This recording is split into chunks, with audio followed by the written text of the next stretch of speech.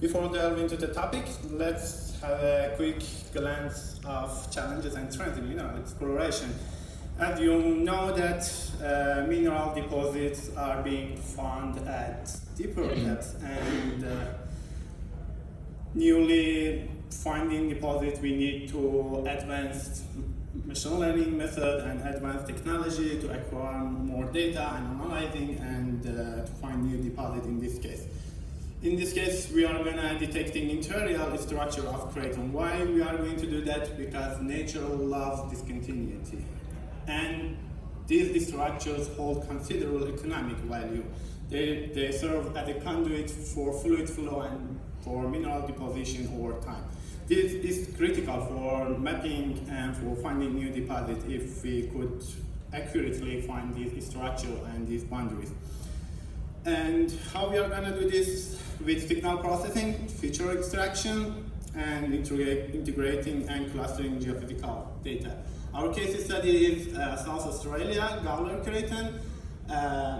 We are looking at the internal structure of the Gawler Craton. As you see here is a simplified basement geology of Gawler Craton, which consists of 4 different geological settings from Archean.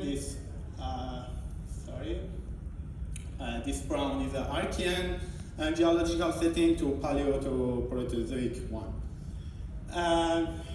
Here we've got 2 different geophysical data sets, magnetic and gravity data, and we started from signal processing filter. As you know, there are different variety of signal processing filter in X derivative, in Y axis, or horizontal one, or in analytic signal in both horizontal and vertical one. And I don't want to talk more about this. You might heard about that.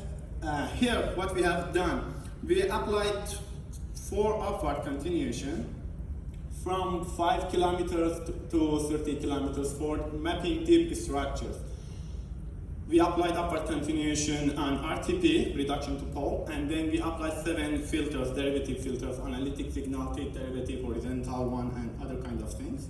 So we have 4 upward continuation for magnetic and for gravity data. We have 7 signal processing filters, and also we have 2 statistical features that we extracted and 2 textural features, dissimilarity and correlation. So all we have 112 features for magnetic and the same number for the gravity data. So for our deep structure, we extracted 224 features, and the same number for shallow structures from 500 meters to 3 kilometers.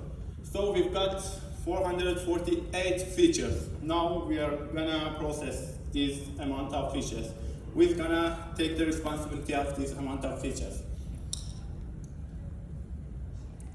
Human is incapable of doing this. Human eye is only limited to seeing visible or kind of RGB wavelength in whole spectrum of the electromagnetic data, fortunately or unfortunately. So if we want to leverage all the data sets, we need to convert our data sets from magnetic, gravity in different spectrum to the RGB, to the visible form. So we need to take a map, we need to have a number of maps that we need as a ternary or as a RGB. So the three bands that we need to take out of 400 bands, the combination of 3 from 400 would be 64 million maps. We cannot do this, and if we do this, we cannot compare and find a relationship between these kind of things. But machine learning can shoulder this responsibility. This is our whole framework. We started from the input of geophysical, magnetic and gravity data. We processed it and we discriminate shallow and deep structures. Then we apply signal processing filters. Then we apply textural filters. And then we apply dimensionality reduction of principal component analysis. And to define the best optimum number of clusters, we applied the elbow method. Then after hyperparameter tuning, we applied 2 unsupervised machine learning method, which is called the K-means clustering and self-organized map. Then after validating the 3 metric method, we prepared clustering map for shallow structure and deep structure. This is the input of our data from magnetic and gravity data, and the whole commodity that here we have is intrusion-related gold, copper, iron, and ultramafic mafic related cobalt, chrome, nickel. And also we have ASEG at the Olympic Dam here, one of the most famous ones. This is the result of deep clustering map with K-means clustering, and this is from SOM. As you can see, most of our deposits, the significance one and even the low significance one, are following the boundary of these structures. And we found that more than 80% of our whole deposits are within 7-kilometer buffer of these boundaries. Which is quite interesting. We can narrow down our search exploration by only extracting the mineralized boundary, as you can see the buffer here. And the K-means was better than SOM. More than 80% of our deposits are within the 7-kilometer buffer distance in this case.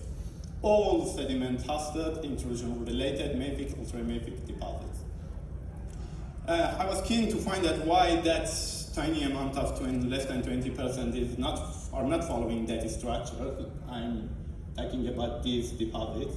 And I found that there is a tiny thin but line structure here that are justifying and explaining even these kind of deposits. Hopefully our framework, you can see each map just by selecting. It's the open source Jupyter notebook. You can easily select it and find which features or which maps do you need, and you can compare the results with other kinds of things. This is a clustering map that we prepared, and we compare it with other previously published one, and that you can see this pale blue line here, but the boundary that we extracted here, it's related to the main deep crustal boundaries.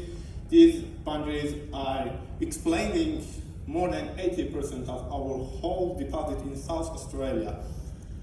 And we found many clusters, and we also discriminate mafic, ultramafic with felsic deposits, and also we found some unknown cluster here that are related to the high magnetization. So, as a conclusion, the advantage of this approach that we prepared a data-driven structural map. This is prepared quantitatively, not qualitatively. We extracted 400 features. We evaluated by distinct metrics and geological map. There's no need to training data like supervised machine learning method. There is no bias that's introduced by sparse distribution of known deposits.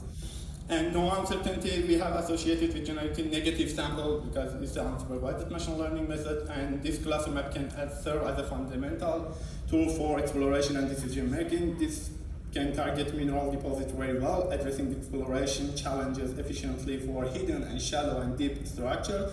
This time efficient and cost efficient. It provides rapid, reliable geophysical feature for prospective mapping, and also we can be independent from expensive software like GeoStuff or other kind of things, because whole framework is just you need to prepare your input data, then at the click of a button you can prepare a whole cluster map and compare your result with that. Your desired deposit or any deposit. I want to thank to Dietmar Müller, my supervisor,